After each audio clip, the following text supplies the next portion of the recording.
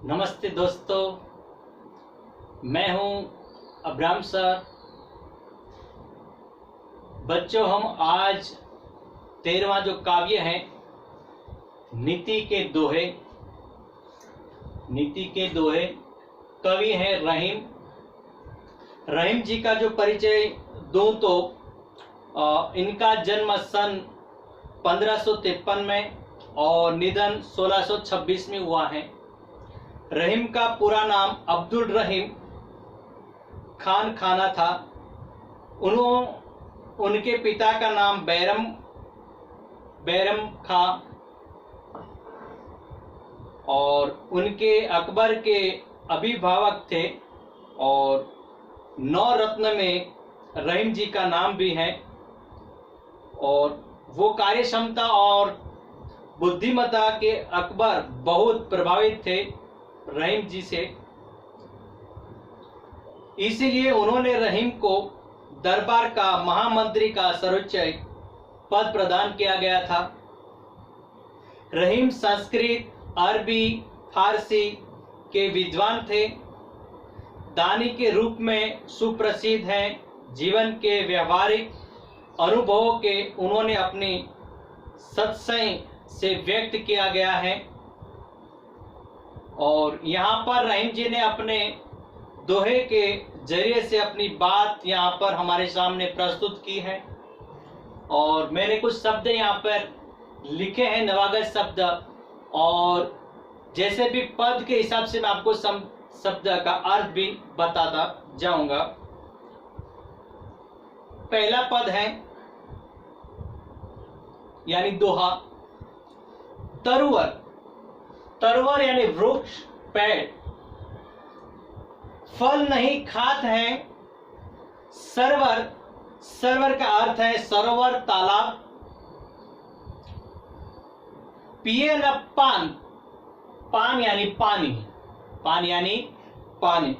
यानी रहीम जी कहते हैं कि पेड़ अपने फल नहीं खाते हैं और सरोवर अपना खुद पानी पीते नहीं है। कही रहीम परकाज यानी परोपकार, हित, संपत्ति सूची ही यानी संग्रह करते हैं। सुजान यानी सज्जन या बुद्धिमान। यानी रहीम जी कहते हैं कि इसी प्रकार ज्ञानी पुरुष हमेशा परोपकार करते हैं, इसीलिए ही अपना धन संग्रह करते हैं और धन संपत्ति का संग्रह करते हैं। जैसे कि यहाँ पे उदाहरण बताते हुए कहा कि पेड़ अपने फल कभी खाते नहीं है, सरोवर खुद अपना फल खाते, सरोवर अपना खुद पानी पीते नहीं है, और वृक्ष यानी पेड़ अपना फल कभी खाते नहीं है। दूसरा दोहा है, कही रहीम संपत्ति सगे बनत बहुत बहु रित। यानी रहीम जी कहते हैं कि जब मनुष्य के पास संपत्ति होते हैं तो तब लोग तरह तरह के उनके सगे बन जाते हैं, और जिनके पास सगे संबंधी वाले तभी मतलब उनके रिश्ते बनाते हैं। जिनके पास धन संपत्ति हो वहां पे तहस-नहस अपने संबंध रिश्ते बना देते हैं। विपत्ति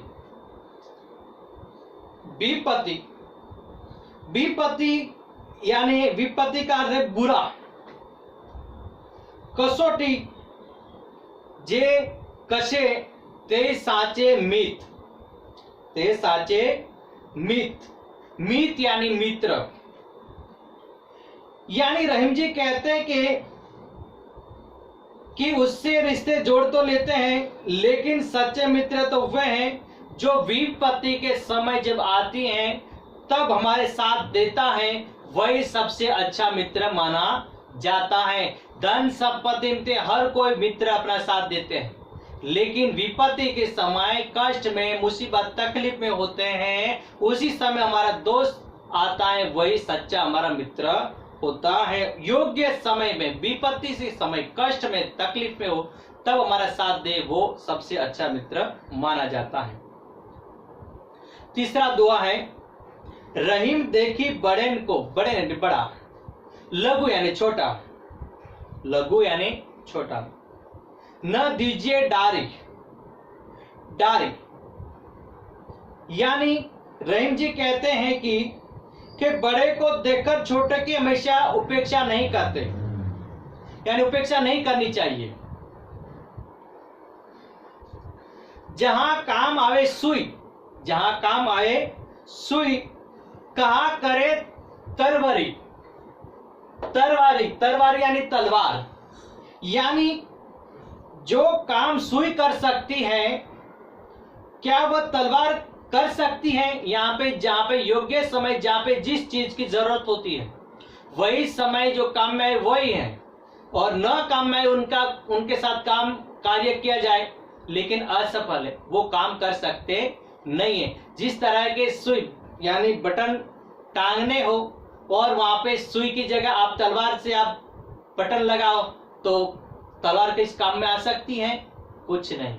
जहां पे सुई और धागे से जब ये बटन टांगे जाते हैं लेकिन तलवार से नहीं, यानी कि कही गई है बात के तलवार कर सकती है, वहां पे सुई काम नहीं आती, और जहां पे सुई का काम वहां पे तलवार कुछ काम में आती नहीं है।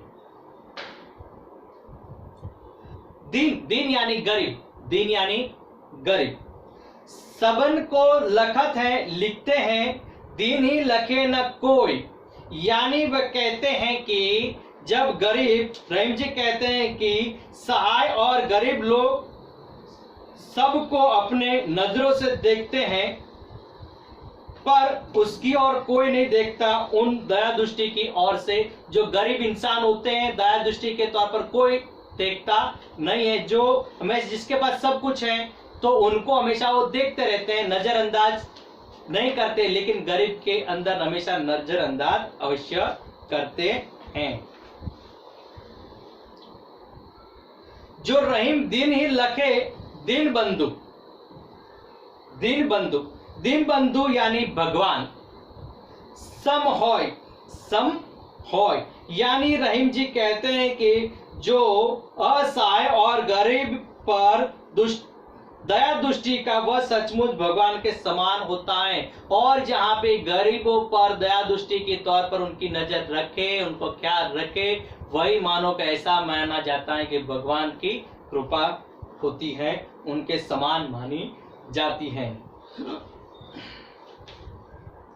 पांचवा दोहा है खीरा। खीरा, खीरा का अर्थ है यानी कि एक तरह की ककड़ी, एक तरह की ककड़ी। खीरा को मुंह काटी के, खीरा के मुंह काटी के मलियत, मलियत, मलियत यानी उसे मलते हैं, उनके समान मिलती है। नॉन, नॉन यानी नमक, नॉन यानी नमक लगाए, यानी वो कहते हैं कि खीरे को खाने से पहले उसका सिर यानी आगे वाला के भाग का आगे यानी काट देकर अलग कर दिया जाता है, फिर उसके कटे भाग पर हमेशा नमक यानी मलना यानी उनको लगाया जाता है, मिलाया जाता है। रहीम करुए, करुए यानी कड़वे, करुए कड़वे मुखन की चाहिए यही सजाए, सजा यानी सजा, यानी रहीम जी कहते हैं कि कड़वे मुख वाले को ही यही सजा मिलनी चाहिए और अपराध का यही दंड है, और जो इंसान सही नहीं है तो उनके साथ हमें ऐसा ही व्यवहार करना चाहिए जिस तरह से जे कड़वे यानी कि होती है ककड़ी तो उनको नमक लगाया जाता है, तो उसी तरह जो अपराधी हैं उनको दंड देना उचित माना गया है, उनको सजा दी जाती है तो उनको सजा ही देनी चाहिए, और हमें जो अच्छे इंसान हैं उनके साथ अच्छा ही व्यवहार करना चाहिए। छठा दुआ है जो रहीम उत्तम, उत्तम यानी श्रेष्ठ, उत्तम यानी श्रेष्ठ।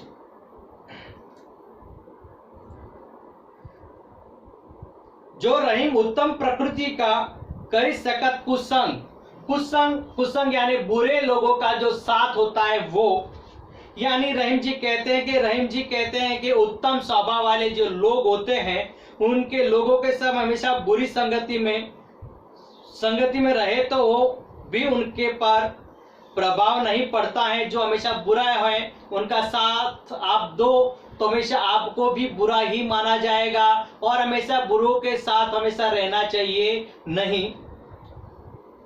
चंदन विष व्यापत नहीं, लटके रहे भुजंग।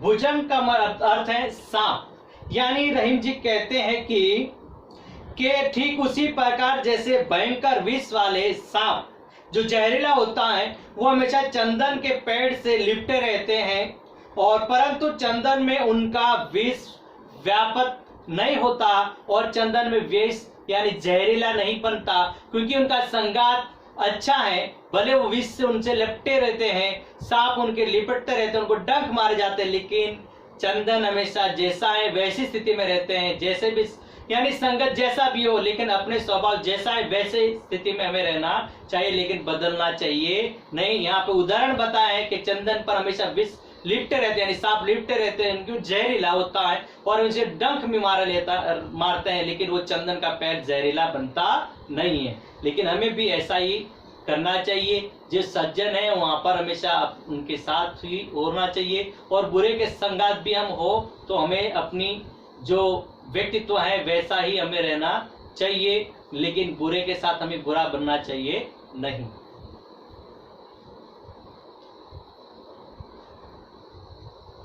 तेरहवां मतलब 7वां जो पद है बिगड़ी।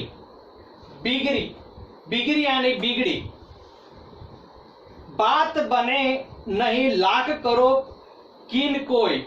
यानी रहीम जी कहते हैं कि बिगड़ी बात लाख प्रयत्न करने पर भी सुधर नहीं सकती। आप जितना भी प्रयत्न करो, जो आपके पास जो एक बात बिगड़ गई है, आप सुधारने के लिए जितने भी प्रयत्न लाखों प्रयत्न करो फिर भी वो सुधर पाती नहीं है। रहीमन बिगड़ दूध को मथे न माखन हो। यानी रहीम जी कहना चाहते हैं कि ठीक उसी तरह उदाहरण देते ये हुए कहते हैं कि फटे हुए दूध से जमाए गए जो दही को कितना भी आप मथ जाए उसमें से मक्खन नहीं बनता।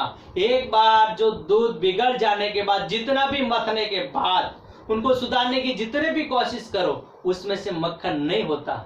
तो वैसे ही यहाँ पर अपने एक बात जो बिगड़ गई है और लाख प्रयत्न करने पर भी उनको सुधार सकते नहीं है।